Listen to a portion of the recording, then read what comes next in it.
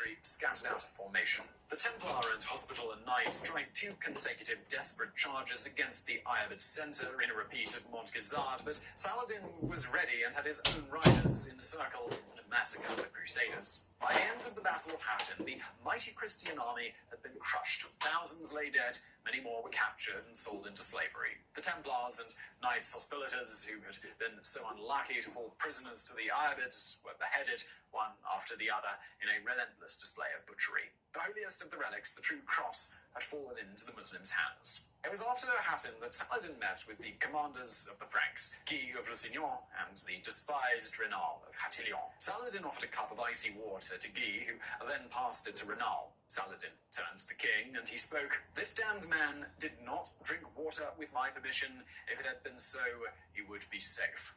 This was a clear threat. If the Sultan had offered the water directly to Raynal, the Lord of Karak would have been under his protection, according to the customs of hospitality. But this was not the case. Saladin rose, unsheathed his sword, and with his own hand, he cut off Attilian's head. The Sultan then reassured Lusignan, "It is not the wont of kings to kill kings, but that man had transgressed all bounds." In an act of chivalric generosity, which many described as typical of the Sultan, Saladin freed Guy on one condition: to promise he would never again take up arms against the Muslims. The news of the defeat, it soon reached Western Europe. The true cross had been lost, the Frank army was decimated, and Jerusalem was now vulnerable. Saladin moved on to besiege the Holy City, defended by the French nobleman Balian of Evelyn.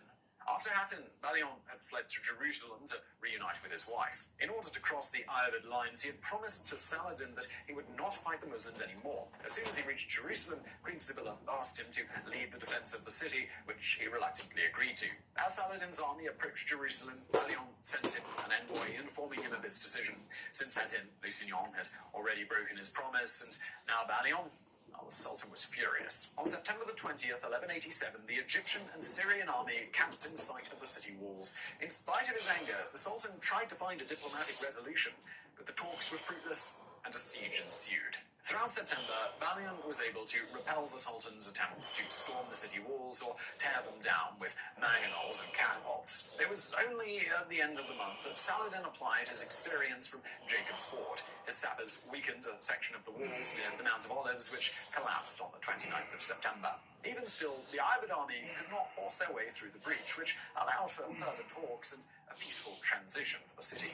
Balian negotiated for 7,000 citizens not to be sold into slavery against a ransom of 30,000 zars. Saladin agreed, and in an act of generosity later persuaded his officers to free without ransom most of their captives. The remaining western inhabitants left Jerusalem, while the eastern Christians were permitted to remain. Saladin had all churches converted into mosques, except for the Church of the Holy Sepulchre. All Christian pilgrims would be granted safe passage from then on, a decision which should have prevented further conflict with the European kingdoms. Saladin had won Jerusalem back for his kingdom, and he had done so with minimal Christian bloodshed. His conflict with the Europeans, it should have ended there. Unfortunately, his plan of peace didn't quite work. After hearing of the capture of Jerusalem, Pope Gregory III allegedly was so shocked that he died of a heart attack. He had just enough breath left in his lungs to call for a holy war. So you want to become a video creator, but aren't sure where to start? Go to artlist.io and get all the footage you need to tell your story. The first step is always the hardest. But once you get going, there's no stopping it.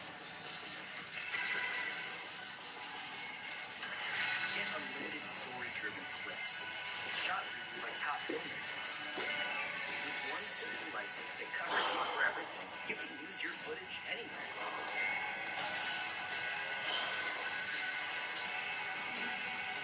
Your story is your power. Go to artlist.io and start telling it now.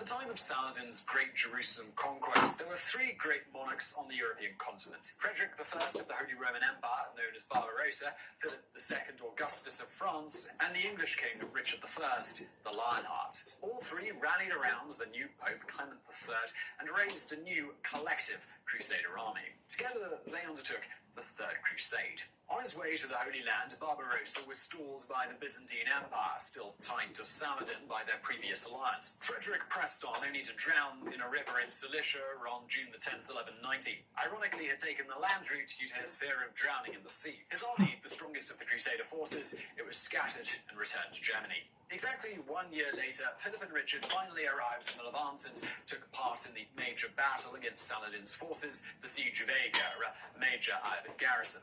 Thanks to Guy of Lusignan, the city had been since August of 1189, but he soon found himself surrounded by more Ivan troops, a siege within a siege. Richard the Lionheart soon proved to be a perfect match for Saladin's military skills. He could bring to the table a sound strategic mind, effective siege engines, and tons of cash. On his way to Acre, Richard had conquered Cyprus from the Byzantines and then sold it to the Templars. This sweet deal in real estate allowed him to pay for additional sappers that brought down Acre's walls. The city was captured on July the 12th alongside the bulk of Saladin's navy. Richard offered to return more than 2,000 prisoners to Saladin for a ransom, but the Sultan's drawn-out negotiations exasperated the English king, leading to their mass execution. Soon Philip II had to abandon the crusade to deal with threats to his throne back home. Richard was now numerically inferior against the Arabids, but his campaign would still benefit from a more unified leadership structure. On the other side of the battle, Saladin seemed to have lost his touch. Maybe the Sultan in general, as well as his armies, were simply exhausted after years of incessant campaigning against Christian kingdoms and Muslim rebels. It has been speculated that Saladin had been ill for several years as he began to show symptoms comparable to those of irritable bowel syndrome. Whatever the reasons for this decline, he could not stop the march of the Crusader king from Acre down to Jerusalem. Saladin tried to replicate the success of Hattin, first by harassing Richard's column with hordes of mounted archers, then by engaging in a pitched battle at Arsuf on September 7th, 1191. But Richard was not Lusignan. He had ensured one flank of his army was protected by the coastline, avoiding encirclements, and he understood the concept of logistics, meaning his soldiers were unlikely to die of thirst. Saladin did not suffer heavy losses, but the stalemate forced him to withdraw. Richard's army then took Jaffa, where they rested until January 1192. The Lionheart was within reach of Jerusalem by now, but he hesitated to attack. He believed he could take the city, but he was certain his army could not sustain a counterattack. The Crusaders basically did nothing for 6 months, as did Saladin, another sign of his waning decisiveness. Only in July did Saladin reconquer Jaffa, but lost it again to the Lionheart in August. This would be the last time the two leaders would face each other in battle. When I say face each other, I don't mean literally. A number of legends and popular novels depicted Saladin and Richard as best frenemies who remained respectful of each other while engaging in battles and even personal duels. In fact, though, the two never met in person. Even after Jaffa, when the two sides engaged in lengthy negotiations, these were always carried out by envoys. Richard did develop a liking for Saladin at a distance, and it is mainly thanks to him that Europeans learned to appreciate the Sultan as a fair ruler and combatant, embodying the ideals of perfect chivalry. Richard even considered having his sister Joanna engaged to Saladin's brother. The results of the negotiations were not a marriage, but a peace deal that was agreeable to both sides. Richard had fallen ill and was itching to return to England, where his brother John was conspiring with Philip of France to strengthen his lands. Saladin was only too eager to get rid of the Lionheart and gave important concessions. The Crusaders would retain a strip of land around Acre, and he would ensure safe passage for all Christian pilgrims going to Jerusalem. In their last exchange of letters, Richard wrote to Saladin that sooner or later he would return and conquer the Holy Land for good. The Sultan replied, accepting the challenge and writing that if he had to lose his empire to another king, he could not think of a better one.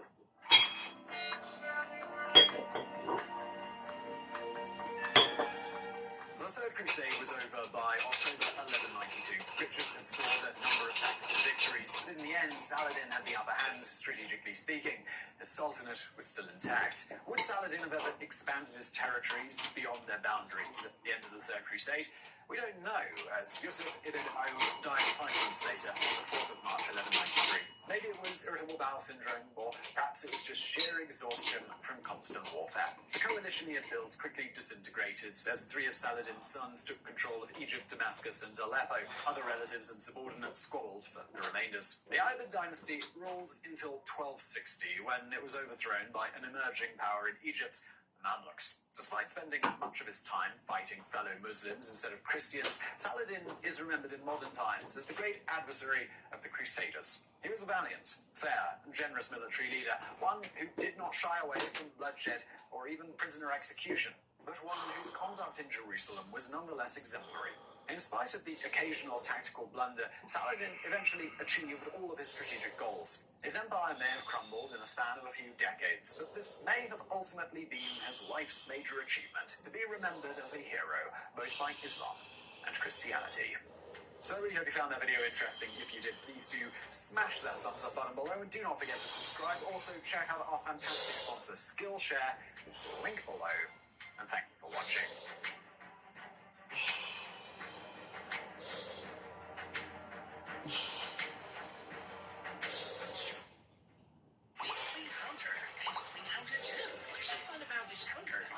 Try it out now. Just add points into whatever you will. Wow, this sounds sure to do damage to several monsters and a one shot to kill small monsters. You see how long this video is? Yes, you get to enjoy this long-ass video for free, and that's thanks to our sponsors like Warfare. So check out this game through the link in the description below. Go through that link, and not only do you support this show, but you get free premium tank or aircrafts and 3 days of premium time as a bonus. Let's get into it.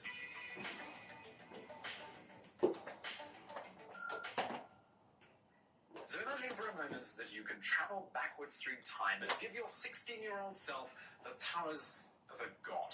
Imagine placing the lives and fates of millions into your trembling teenage hands. Would the result be a happier world, a utopia, or would it be a catastrophe for everyone involved, including your younger self? In October 54 AD, the Roman Empire made this little thought experiment a terrifying reality. They elevated an emotionally unstable 16-year-old boy to the position of emperor. That boy's name? Well, it was Nero. The last of the Julio-Claudian emperors, Nero transforms the greatest empire the world has ever seen into a playground for his darkest desires. He had his own mother murdered, ordered Christians burned alive for entertainment, and indulged in perversions so shocking that make the Marquis de Sade blush. Yet he died beloved by Rome's commoners and convinced that he was the greatest artist who had ever lived. Join us today as we investigate the life of the most infamous Roman of all.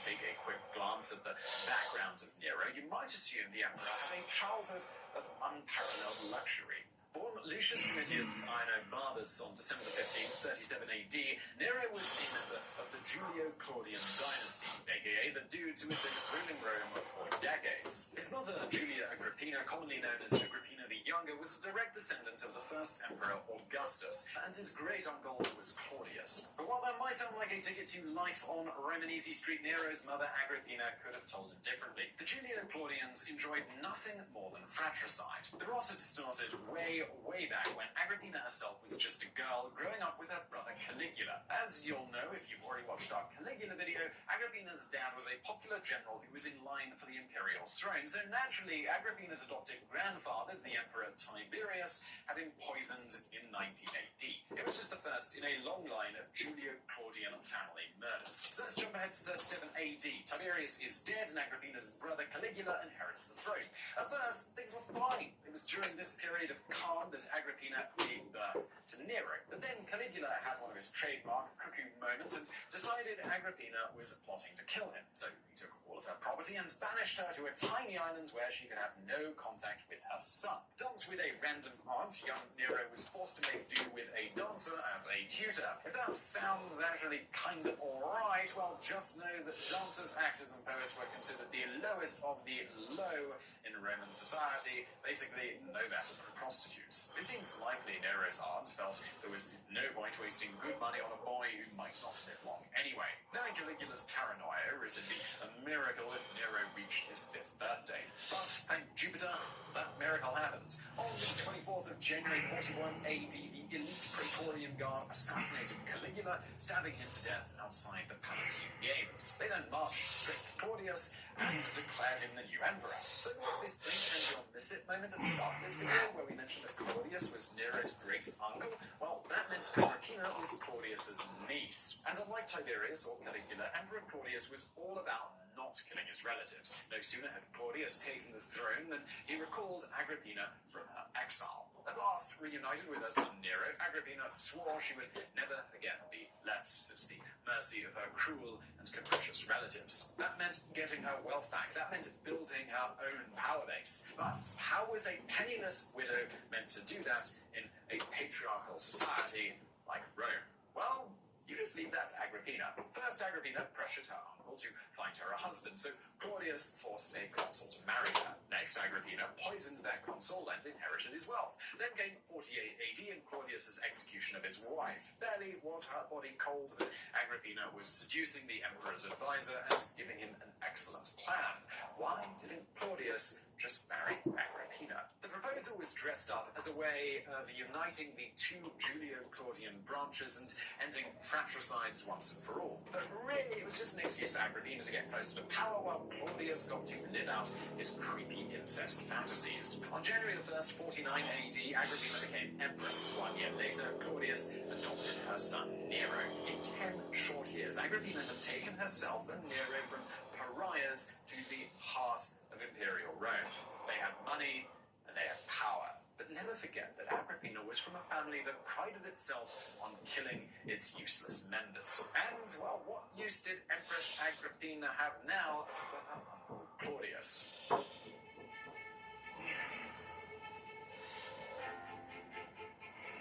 Come 51 AD, all was not well in Rome's imperial palace. That same year, Agrippina had pressured Claudius into naming Nero his co-heir alongside the emperor's natural son Britannicus. With Nero suddenly in line for half the throne, Claudius's advisors were taking a bit of a closer look at him. And when they took that closer look, they did not like what they saw. By now a teenager, Nero was a sulky, spoiled brat who would rather spend his time learning to play the lyre than learning how to rule. Worse still, the boy was developing a bit of a cruelty. One by one, people started to wonder if they might just have another Caligula on their hands. Yet they were really powerless to stop Agrippina from building her son's power base. In 53 AD, Agrippina forced Nero into a marriage with Claudia Octavia, the daughter of Claudius. When we say forced here, we really do mean it. Claudia Octavia was being pursued by another suitor at the time. Agrippina wrecked that courtship and drove the suitor to suicide. Yet even this marriage of Claudius, it wasn't enough to convince Agrippina that she was safe, that another Caligula wouldn't just come along and drive her into poverty again. The only way to do that was to make herself answerable to no one. On the 13th of October 54 AD, Emperor Claudius suddenly died. Ancient sources speculated Agrippina bribed the emperor's taster and sent him poisoned mushrooms. Whether that's true or not, the results were absolutely the same. Control of the empire went to Claudius's heirs, Nero and Britannicus. Or rather, that's what should have happened. At the moment Claudius died, only Nero was old enough to be considered an adult. Britannicus was still a child and legally incapable of ruling. So when Agrippina presented Nero alone to the Praetorian Guard and asked him to salute the emperor, there was nothing Britannicus could do. Aged only 60, Nero was elevated to be the sole ruler of the world's most powerful empire. And let's just pause here for a second to imagine just how Agrippina must have felt that day. Overcome a childhood of tragedy and an adulthood of exile to install herself at the very heart of Rome. She'd murdered her second husband, she'd manipulated and killed an emperor, and now her son was on the throne. We hope Agrippina saved at that moment. We really do, because it just wasn't destined to last very long. Just as his mother had started to wonder if she really needed Claudius, the new emperor Nero started to wonder if he really needed Agrippina. Before long, Agrippina found herself being slowly pushed out of the corridors of power. Determined to fight, the wily murderess tried to ally herself with Britannicus, only for Nero to have his stepbrother poisoned. Not long after, Agrippina was moved out of the palace to a little villa on the outskirts of Rome. Even the previous marriage it secured for Nero with Claudia Octavia was destroyed as Nero took up instead with Poppaea Sabina.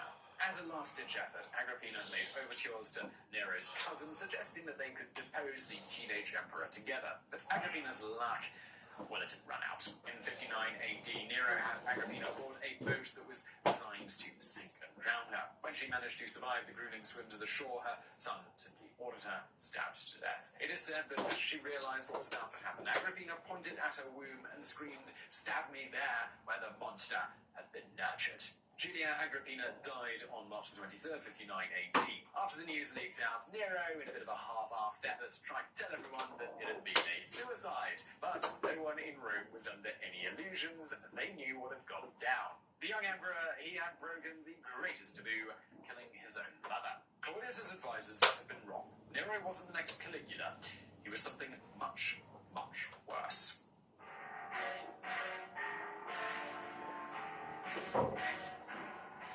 Now, you probably have a bit of a mental checklist prepared for the rest of this video. Fiddling as Rome burns, check. Persecuting the Christians, also check. Well, don't worry, we're going to get to those dubious highlights, but before we tell you about Nero, the crazy emperor, we've got to tell you about Nero, the insanely popular emperor. That's right, he was really, really popular. For all his name may now be synonymous with decadence, Nero started his reign actually being quite a cool dude. Prior to Agrippina's death, Nero had banned secret trials, cracked down on corruption, and handed powers back to the Senate. He also slashed taxes, banned capital punishment, granted more rights to slaves, banned animal blood sports, and tried to phase out gladiatorial combat and replace it with Greek wrestling. So popular were these measures that the great emperor Trajan would later declare Nero's first 5 years as the greatest reign in Roman history. And it's here that we finally reach one of the contradictions surrounding Nero. Despite all the mad stuff he did, he was beloved by his subjects. Nero had a common touch that other Roman elites lacked. After his death, the whole generation of ambitious provincials would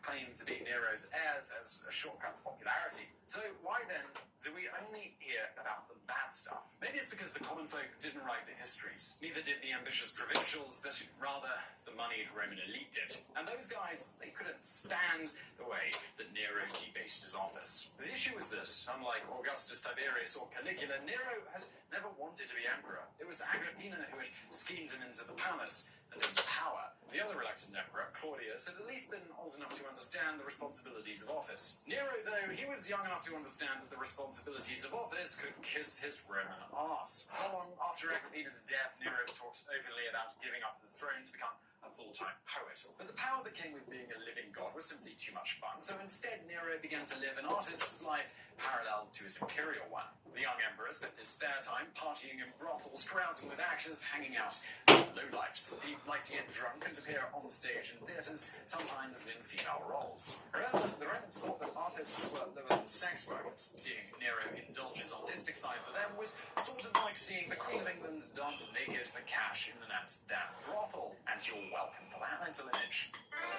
Although what happens next, a better monarchical comparison might be Henry VIII. In 62 AD, Nero's mistress, Poppaea Sabina, became pregnant. Since Nero was still married to the popular Claudia Octavia, this caused a bit of a scandal. So Nero divorced Claudia and banished her into exile, an underhand move that was about to get even more underhanded. When the people of Rome protested her banishment, Nero had his ex-wife murdered. It was the second time he'd killed a close relative, and just as with Agrippina, Nero vaguely made out that it had been suicide. In reality, it was yet another bloodstain on the artist emperor's hands. It would certainly not be the last. But before we get into all of those bloodstains, you should absolutely check out War Thunder. That's a smooth transition. War Thunder is a realistic free-to-plot download. It's an incredibly realistic and go from the link boxing. The Emperor Nero, the Emperor's Dark, the Emperor. Let's get back to Nero.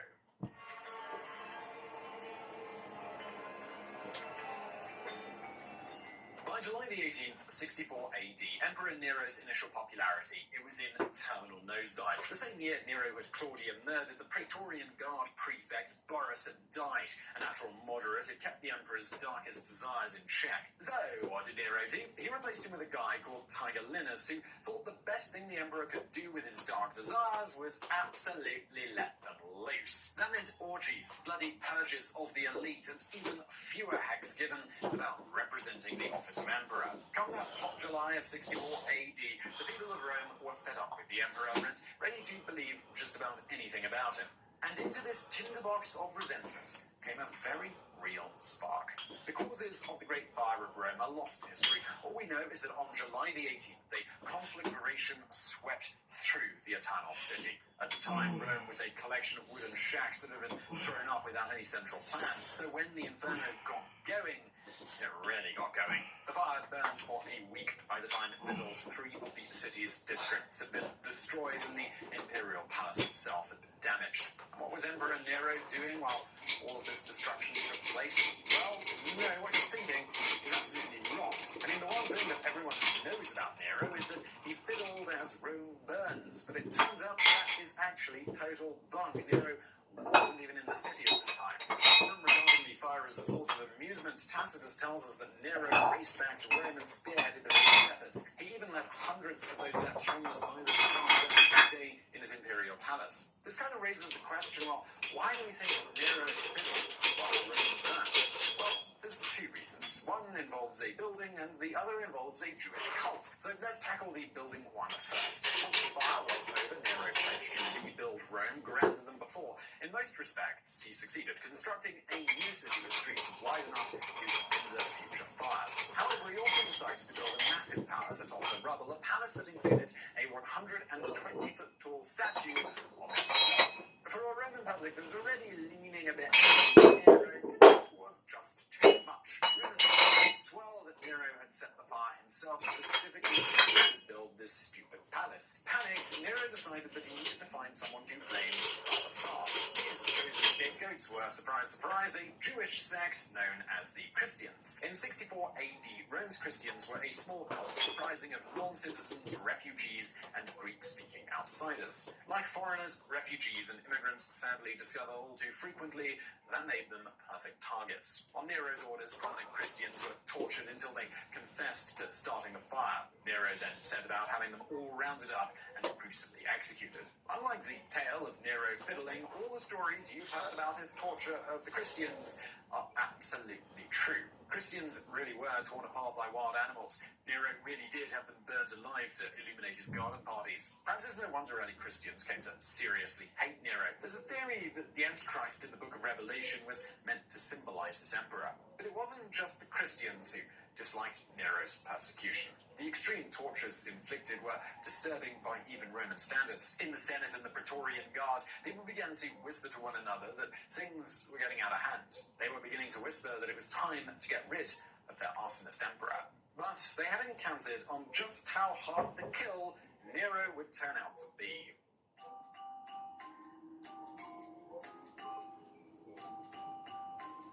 When people want to prove just what a monster Nero was, they usually point to his actions in 64 AD, allegedly letting Rome burn and actually slaughtering the Christians. Really, though, they should point to the emperor's antics the following year. If 64 AD was Nero at his most misunderstood, 65 AD was Nero at his psychotic peak. It started out when a Senate plot against Nero was discovered. What followed was a purge that saw 23 conspirators forced to commit suicide, along with the philosopher's stone. But if 23 dead doesn't sound so bad, know that this was just a warm-up act. In the wake of the conspiracy, Nero brought back the treason trials that had been a feature of Tiberius and Caligula's rules. Kangaroo courts that convicted and executed people on a whim, the treason trials were infamous for being an underhanded way for the emperor to get rid of anyone that he didn't like. And Nero, in 65 AD, he had an enemies list longer than war and peace. Yet even this bloodshed doesn't compare to Nero's cruelest act that year. At some point that summer, Nero got into a blazing row with his wife. You might remember her, that's Poppaea Sabina, the mistress who got pregnant, causing Nero to murder his previous wife. Well, Poppaea probably should have realized that ordering your wife's assassination isn't a great sign for marital stability. According to Tacitus, Nero, mad with rage, kicked Poppaea to death. The poor girl was pregnant at this time, and Nero made sure to aim his vicious kicks at her swollen stomach. In the aftermath of this brutal double murder, Nero went insane. He had papyrus stuffed and embalmed and a corpse deposited in a mausoleum so that he could visit it whenever he wanted. Freakier still, Nero caught sight of a 13-year-old boy a few weeks later who was the spitting image of his murdered wife. Known as Sporus, this unlucky boy was kidnapped by Nero's men and castrated. Nero then forced Sporus to dress in clothes belonging to the dead papyr and married him in a bizarre service. After that, Sporus could be seen dressed and acting like the dead emperor sat at Nero's side as the deranged emperor kissed and fondled him. If this wasn't already creepy enough, Nero himself took to wearing a papyr mask when he performed on stage, embodying the girl whose life he had so viciously snatched away. Yet, even as he drifted into Norman Bates territory, Nero did not lose his common touch. The next year, 66 AD, he left on a tour of Rome's eastern provinces, effectively giving himself a year's break from running the empire. But rather than react to this creepy murderer the way the elites in Rome had, those in the east acted like Nero was an ancient rock star. The thing was, Nero, he knew how to play a crowd. In Greece, he dressed like an ascetic with bare feet and flowing hair and took an active interest in the country's new religions. Wherever he went, he granted towns free city status, ensuring the inhabitants celebrated him. He was so popular that he even took part in the Olympic Games. Unsurprisingly, he won every event that he entered. It seems Nero himself felt being in the East was a form of freedom. He began appearing on stage more and more, often playing the roles of pregnant women. When he got back to Rome, upper society, it was more scandalized than ever. But Nero was wrong if he thought that he could just keep violating norms and doing whatever the hell he felt like. The emperor, he didn't know it yet, but his days on this earth, well, they were already numbered.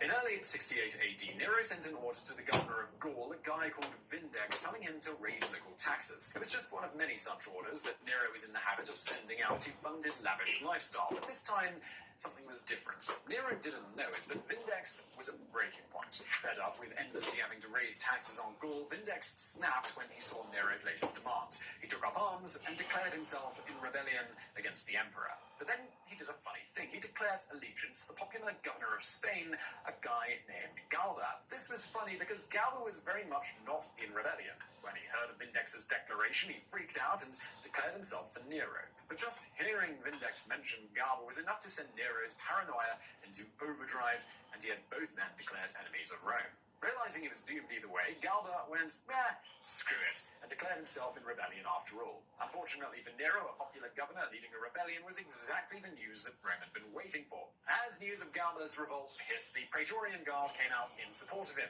as did the Senate, as did a huge swath of the army, as did, well, everybody. On the night of June the 9th, 68 AD, Nero woke up to find his palace empty. He sensed the end was near. Everyone had deserted the emperor. As Nero ran through the empty, cavernous rooms, he screamed first for help, and then for someone to kill him. When no voices came in reply, Nero is said to have wailed, "Have I neither friend nor foe?" But the emperor, he was wrong. He had plenty of foes. Across the city, the Senate had called an emergency meeting. Seeing which way the wind was blowing, they declared Nero an enemy of Rome and dispatched soldiers to finish him off. But Nero was no longer in his palace. Accompanied by a handful of slaves and one freedman, Nero had fled to a darkened villa 4 miles outside of the Eternal City. He had been able to make it to the east of the empire, where it was still popular, where he might have stood a chance. But that chance had slipped through his fingers, and now there was only one way that this could end. As the soldiers closed in on his hiding place, Nero is said to have started muttering to himself, "What an artist dies in me." He demanded his slaves kill him, but to no avail. Finally, with the soldiers right outside and dawn finally breaking, Nero snatched a dagger from someone and plunged it deep into his own throat. The soldiers stormed in to find the emperor knelt on the floor, his tunic soaked with blood. With what we imagine must have been an unhinged grin on his face, Nero supposedly delivered one last immortal line to the men sent to kill him. Too late. Emperor Nero died that morning, unloved and alone, a pariah to his people. With his death, the Julio-Claudian line that had ruled Rome since it became an empire was snuffed out. The fratricidal family that had given the world the highs of Augustus and the lows of Caligula would produce no more emperors. But if anyone was expecting Nero's death to herald an era of stability, well, they were in for a rather rude awakening. In the wake of Nero's suicide, Galba was made emperor, but he ruled a mere 6 months before he was assassinated. Galba's death would plunge the empire into chaos. 69 AD would see 4 emperors come and go before the dust settled and Vespasian claimed the throne. But all of that's for another video. What of Nero? What of the man we came here to discuss? Although he's infamous today as the most decadent emperor, you could argue that Nero wasn't the worst. Sure, he did some terrible and inhuman things, but even his cruelest acts weren't the outright sadism of Caligula as much as they were the lashings out of an angry teenage boy who never mentally grew up. It's true that Nero was a nasty man and an unhinged pervert, but it's also true that his badness is sometimes exaggerated. He never fiddled while Rome burned. The first 10 years of his rule, they were even something of a golden age. While it's fitting that we remember the awful, vicious side of Nero, it's also worth remembering that history is more nuanced than it often appears. Nero was deranged, but hopefully in our video today we've shown there was more to him than simply being Rome's crazy emperor. So I really hope you found that video interesting. If you did, why not?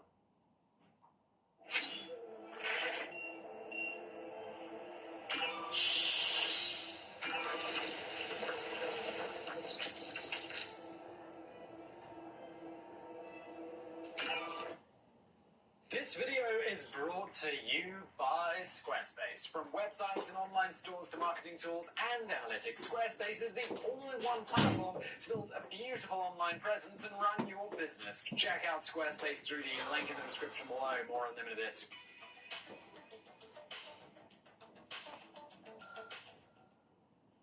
He's a man known to history literally as the Terrible. Ivan IV was the first Tsar of Russia, the man who built the iconic St. Basil's Cathedral, and the ruler who defended Moscow from Tatar invasion. In Russian history, he's a towering figure behind perhaps only Peter the Great and Lenin in how he shapes the nation. Yet, how much do any of us really know about him beyond his mistranslated nickname? Could he really be as bad as the crazed, wild-eyed caricature of popular history? Well, no. As it turns out, Ivan the Terrible was, if anything, even more terrifying. Elevated to ruler of Russia when he was just a boy, Ivan showed sociopathic tendencies from the get-go. As a child, he was renowned for torturing small animals. As an adult, he had his opponents torn apart by wild dogs. A bloodthirsty king who killed his own son and created a feared secret police. This is the story of Russia's 16th century Stalin.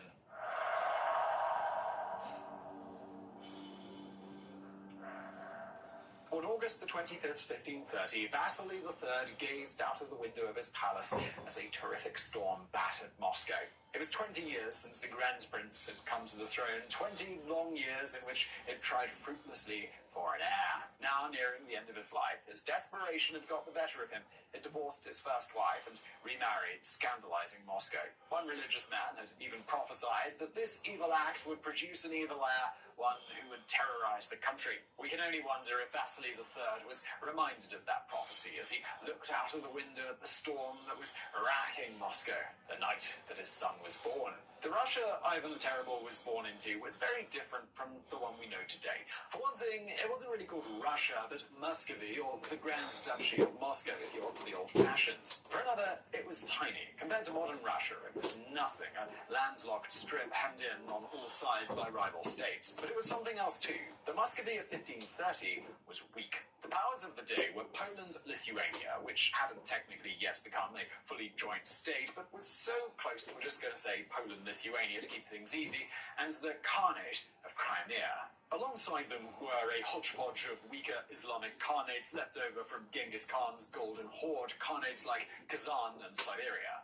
Don't worry about all those names though, we're going to remind you of them when the time comes. Just note that at the moment of Ivan's birth, Muscovy was a tiny outpost of Orthodox Christianity surrounded by a sea of Islam and Catholicism. Not that this concerned young Ivan very much. He was a baby, too busy playing to care about affairs of state. That was what his dad was there for. So, about that. In 1533, Vasily III contracted an infection which swiftly turned him from strong king into dying king. Sensing the end was near, the Grand Prince summoned the boyars, a class of warrior nobles who held much of Muscovy's power. Vasily made them swear loyalty to his son Ivan before setting up a regency with his second wife Eleanor ruling in Ivan's name.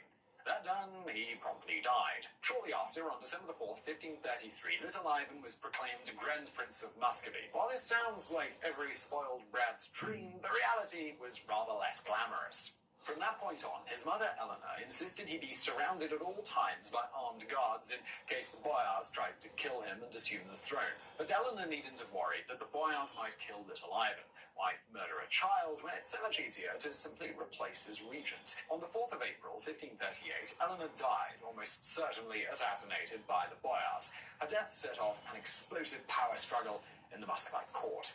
For Ivan, this meant spending his late childhood trapped in a whirlwind of cruelty. The boyars knew no limits. Like warlords, they would do anything to keep themselves in power. In one instance, Ivan witnessed a mentor being skinned alive for crossing a powerful family. It was also a time of neglect. Ivan would later recall that despite living in a palace, he wore only rags and often had to beg for food. The only time the boyars cared about the young Grand Prince was when some foreign dignitary visited. Then Ivan would be dressed up and paraded around before being dumped back in his gilded prison. With all this cruelty around him, it's perhaps no surprise that Ivan began taking out his anger on animals. By the age of 12, he was torturing cats, much like he'd witnessed the boyars torturing their rivals. But if the boyars thought they could cow the weak and useless boy, they were about to learn a terrible lesson. Ivan may have barely been a teenager, but already he was plotting his revenge.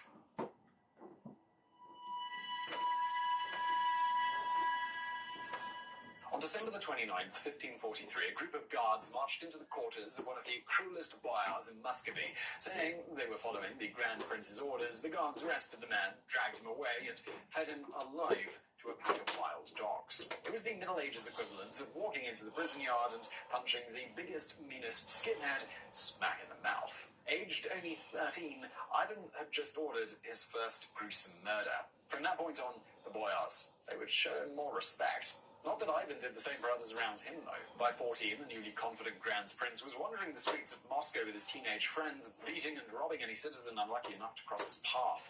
Yes, it would be unfair to say that Ivan was merely a thug. At the same time he was getting a taste for brutality, the boy was getting a taste for something else too. Ivan was discovering religion. Around the same time as his first murder, Ivan had fallen under the sway of a metropolitan known as Macarius, who had impressed upon Ivan the need for Muscovy to become a bastion of Orthodox Christianity. And Macarius, he knew just how to do that. In 1547, Ivan's regency, it came to an end. On January the 16th, he was crowned Tsar Ivan IV of all Russians in a lavish ceremony overseen by Macarius. This was a big deal. Ivan was the first person to be crowned Tsar. By using that title and using Byzantine trappings in the coronation, Ivan and Macarius were positioning Muscovy as the successor state to the lost Byzantine Empire, the defender of the Christian faith. They even began calling Moscow the Third Rome. 3 weeks after this audacious ceremony, Ivan held another one. On February the 3rd, 1547, Tsar Ivan IV married a young girl called Anastasia. You've probably never heard of her, but you have heard of her family. Anastasia was from the Romanovs. In the not-too-distant future, her family was going to transform Russia. But only after Ivan had had his turn. No sooner was the terrible on the throne than he was firing off edicts, reshaping Muscovy with far-reaching reforms. Surprisingly, not all of these reforms were terrible. To go through all of them would take forever, but you can sum them up as being largely about accountability. In the mid-16th century, the aristocrats could generally get away with just beating you to death in the street simply because they felt like it. Ivan's new laws essentially said, guys, you can't kill commoners for no reason at all. Not cool. It may not sound like much, but coupled with the introduction of localized government and Muscovy's first professional army, it was a minor revolution. Still, let's not kid ourselves that Ivan felt bound by his laws. He'd designed them specifically to weaken the power of the boyars. When a bunch of commoners came to him to complain about a corrupt official, Ivan had all 70 of them stripped naked in the snow before setting their beards on fire. Still, by the time his 5th anniversary on the throne rolled around, Ivan was in a pretty good place domestically. It consolidated power, won the public's approval, and weakened the hated boyars. Now he just needed his shiny new state to find a way of living up to that whole Third Rome thing. And what better way would there be to do that than to launch a crusade? Where the heck is Alex? What's the matter, boss? I will never trust Alex anymore. He stabbed me in the back. Alex is always working hard as the vice president and he's always in the company. Did he betray us or work for our opponent? No. He betrayed me and called Reagan's. We built an alliance together and we agreed that I would be the alliance leader. But he ambushed me, and I lost 5 million power, and he became the leader. It's key to catch a Hydra, one of the most powerful behemoths in the Call of Dragons. Start with the orders. Besides stamina, they have the 3% physical attack bonus and 10% destruction engineering bonus. They will help you build your safety faster and have the power to change the heals. And you'll be able to build a Hydra effortlessly. Hydra in your army is doomed to begin your position as the leader. Tell Alex to gather up his stuff and get lost. You can have the new base president. Monsters Mastery.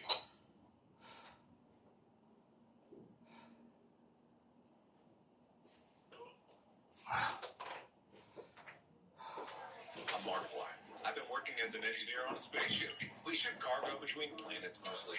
Answer distress calls sometimes. I just got this new gig. Nice to meet you. Do you feel the beat? What you got?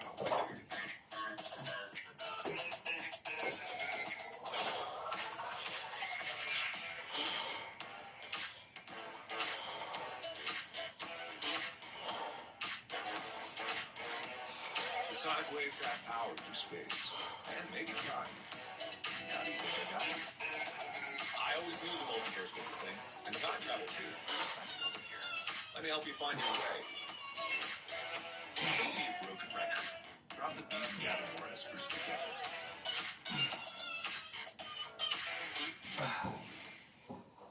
Wow, you completed that task quickly. Here's your reward. Disliked. Download now. Okay, so now it's time to check back in on all those neighbors that we mentioned earlier. Remember the ones who were left over from Genghis Khan's Golden Horde? Well, the last few years had seen the Khanate in Crimea growing bolder. Tartar armies were starting to harry the fringes of Muscovy. But Crimea is far too strong for Ivan to deal with right now. No, he and Makarov had their sights set on somewhere a little bit closer to home, Kazan. A minor Khanate on the Volga River, Kazan was technically a threat to Muscovy, but it was actually a little basket case. That's not to say that they were helpless, though. Over the years, many Muscovite armies had tried to conquer Kazan, and just as they failed. Now he was secure in his position, Ivan was determined to show everyone just how it was done. On June the 16th, 1552, Ivan IV rode out at the head of a vast army. Since this was the first major war, it was imperative that everything went well. To that end, Ivan put aside hours per day for praying, begging the Christian God to help him crush the Muslim infidels. And, well, it seems that God was listening. On September the 2nd, Ivan's armies laid siege to Kazan. They cut off supplies, destroyed access to drinking water, and built huge earthworks to defend from cavalry attack. By early October, it was over. Kazan fell on October the 13th, just 2 days after Ivan's son Dmitry was born. Although the Khanate tried to return, it was effectively dead. Ivan had done it, and not just done it, he'd done it with astounding ease. Had he died now, it's likely that Ivan would have gone down in history as a great what-if, a ruler history buffs singled out as someone with the potential to be a legend. This is worth thinking about, because in 1553, Ivan really did nearly die. That year, Ivan fell deathly ill, thinking it was the end. He did as his father, Vasily III, had done, and summoned the boyars to swear an oath to his son Dmitry. This time, though, the boyars refused. They preferred Ivan's cousin. If Ivan really was dying, he was just going to have to deal with this being the end of his royal line. However, Ivan didn't die. He recovered, but he came back slightly changed. Always a paranoid man, Ivan felt like his illness had confirmed his darkest fears. The boyars really were out to get him. At that moment, Ivan vowed that he would get them first.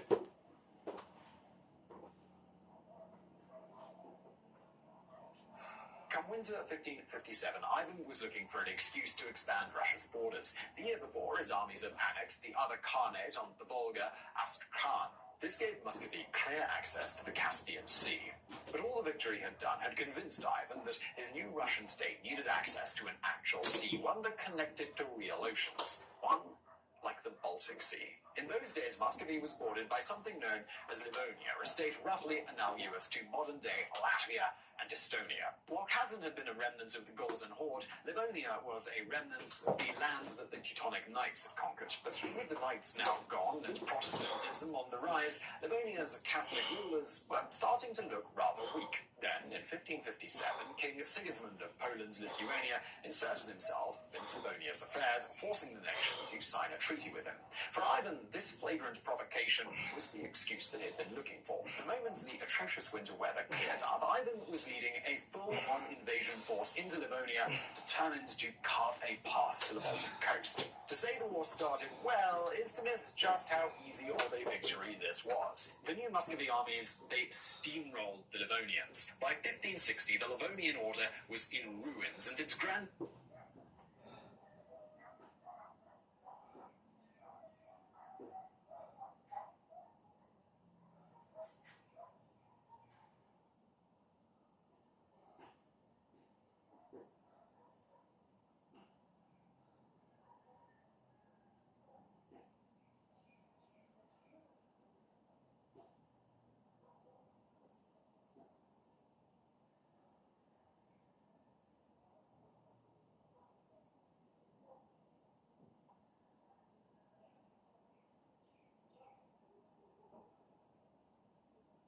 master had been dragged off to Moscow and executed. It should have been another easy win for Ivan.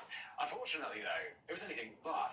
In 1561, a new Grand Master was appointed for Livonia. With commendable slyness, he surrendered not to Ivan, but to Sigismund, thereby giving Poland-Lithuania a claim to the territory Russia had occupied. At the same time, the Grand Master ditched his Catholicism and invited the Protestant Swedes to invade and restore order in the north. And just like that, Ivan found himself suddenly stuck knee-deep in a war that would last for the next 20 years. And it couldn't have come at a worse time. In 1561, Ivan was still reeling from the double whammy of his son Dmitri's death and the suspected assassination of his wife, Anastasia. Although Ivan still had two heirs, his sons, Ivan the Younger and the mentally challenged Fyodor, the sudden loss of two family members, it still left him very bitter. When Metropolitan Macarius II passed away in early 1563, Ivan seems to have lost it. That same year, he beat one of his own soldiers to death, the first murder the Tsar committed with his own hands. But it was the events of April the 30th, 1564, that would really make Ivan into the terrible. That day, Ivan's best general, Andrei Kurbsky, defected to the Lithuanians. This seems to have floored Ivan. Raging that the boyars were making a fool of him, he announced he would abdicate the throne. You might expect the boys to jump for joy at this. After all, this was the guy who had had one of their number thrown to wild dogs. But this was war. If the Tsar left now, the power vacuum it created would potentially cause Russia to implode. The boyars had no choice. They begged Ivan to stay. In early 1565, Ivan finally agreed on one condition: that he be allowed to create a new mini-state within Russia itself, a place where he would rule as a god without any checks or balances. Backed into a corner, the boyars agreed. And it was a decision that would set Muscovy on the path to hell. But just before we get to that path to hell, I want to take a minute to tell you a bit about Squarespace. And there are two things here. I think you've got some idea for a website or a business or a YouTube channel or a podcast or something like that floating around in your mind. And the thing about that is you're only going to figure out if it's a good idea if you do it and get it out to the world. And it can always be scary to go and do new things because, well, it's always scary to do new things. But not knowing how to set up a website is not an excuse for not doing them. And Squarespace, they make setting up a website super easy and they remove those excuses. Squarespace allows you to create a powerful website for whatever you're up to. Want to sell something online? Squarespace can do it. Podcast? Yes, they can totally organize that too. Or if you're starting a YouTube channel, you're going to want a website to complement it. And you can do that with Squarespace. It all starts on Squarespace with a beautiful template that you can customize to your heart's content, or you can start from scratch, or just move over from an existing domain. Everything is super easy to manage. But one piece of advice from me: if you don't have design skills, I absolutely don't start from scratch. Use a template. It just makes it easier. Like I say, it just eliminates those excuses for getting started.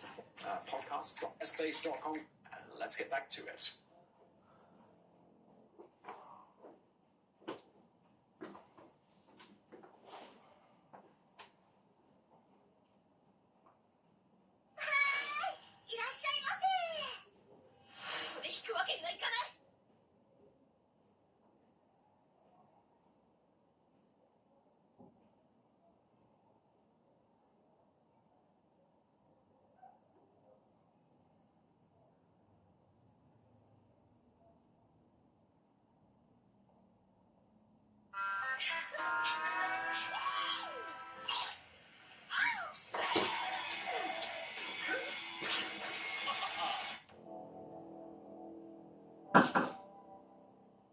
Shortly thereafter, Ivan divided his nation into two parts. The Zemschina was where things carried on as before, almost unchanged. The Oprichnina was where Ivan's darkest impulses came out to play. The Oprichnina covered about a third of Muscovy's territory, but it wasn't as simple as drawing a line on a map. Ivan was allowed to choose what he wanted in his new kingdom, so naturally he selected the richest towns, meaning the borders between Oprichnina and Zemchina were often rather blurred. In Moscow itself, the border could change street by street, and even house by house. You might never know when you were suddenly subject to Ivan's whims. And this was a problem, because it wasn't Ivan doing the Oprichnina's dirty work. It was the Oprichniki.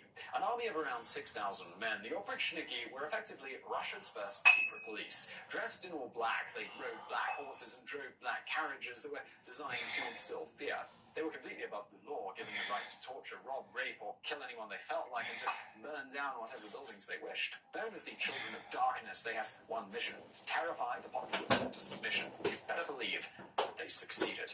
To relate every awful thing that the Oprichniki did would result in this video being about 10,000 hours long and giving all of us PTSD. So let's just stick to examples, like the palace they used as the headquarters, where it said 20 people were tortured to death every single day. Or there's their sadistic commander, Moluta Skuratov, who liked to round up married women from across Moscow and have them all raped for his entertainment.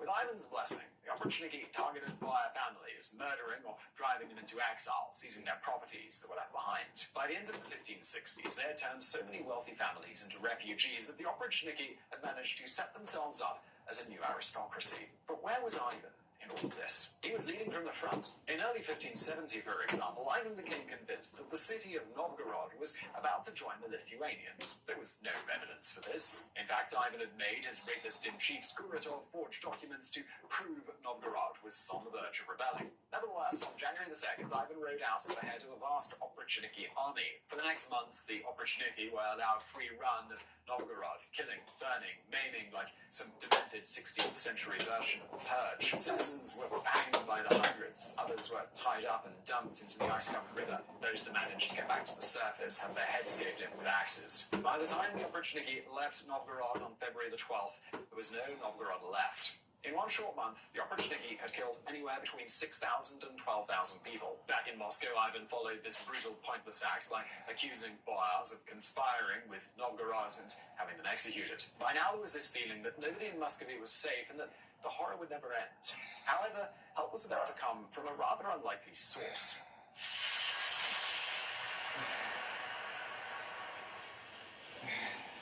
The Oprichnina's end came suddenly in spring 1571. There were rumors that a Crimean Tatar force was marching toward Moscow, but Ivan hadn't bothered to prepare. After all, his Oprichniki spies had told him the force was a few thousand strong at best. In fact, the advancing army contained over 120,000 soldiers. By the time Ivan got the news, any chance to fortify the city was gone. So Ivan simply grabbed as much treasure as he could, and he fled, leaving Moscow to its fate. And, well, what an awful fate it was. The Tartars ransacked the city. Muscovites were dragged away into slavery. Children were slaughtered in their homes. Every single building of the Kremlin was burned to the ground. By the time the Tartar force retreated on May the 26th, over 160,000 Muscovites were dead or in chains. So many bodies had been dumped in the river that it had actually changed course. The next year, Ivan abolished the Oprichnina. Perhaps to cover his own failings, he also unleashed a new terror against the Oprichniki for failing to protect Moscow, paying back blood with blood. But it was little use. Russia was by now a war-shattered ruin with an exhausted populace and an economy on the brink of collapse. Perhaps the only silver lining was that the Crimean Tatar army had finally overextended itself shortly after and was crushed by the regular Russian forces. Still, this only offered limited respite. If Ivan were to save his nation, there would only be one thing he could do. Ivan would have to end the Livonian War, but he didn't. Although it was clear by now that his boneheaded invasion of the Baltics had caused these endless crises, Ivan still couldn't give up his old ways. In the early 1570s, he even tried instituting a new reign of terror, having his opponents at home roasted alive. But his real enemy was the senseless paranoia in his own mind. While Ivan was busy killing boyars, Poland Lithuania's new king was invading Russia, and the Swedes were reconquering Russia's gains in Livonia. Yet Ivan refused to listen to reason. No matter what happened, he failed to see that he himself was at fault. However, while Ivan the Terrible was having a truly terrible time, his son Ivan was doing rather better. A capable general, Ivan the Younger, had fought the Polish-Lithuanian army in battle and acquitted himself well. So well, in fact, Thank you for everything, Lord. wrote to Tsar Ivan saying, Do your best in Jesus' name. instead, he's like Amen. much better. Now, they meant leader of the army,